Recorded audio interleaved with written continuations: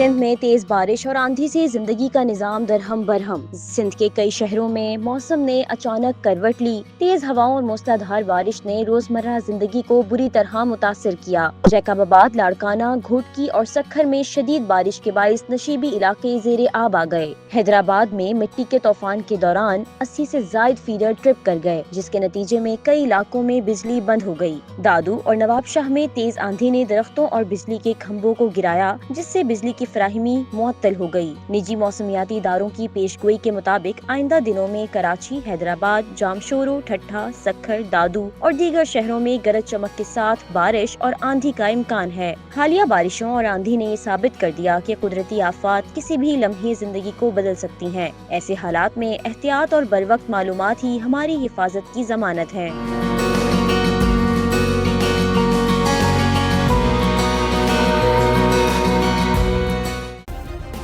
Subscribe کریں اور بیل دبائیں تاکہ کوئی خبر رہ نہ جائے۔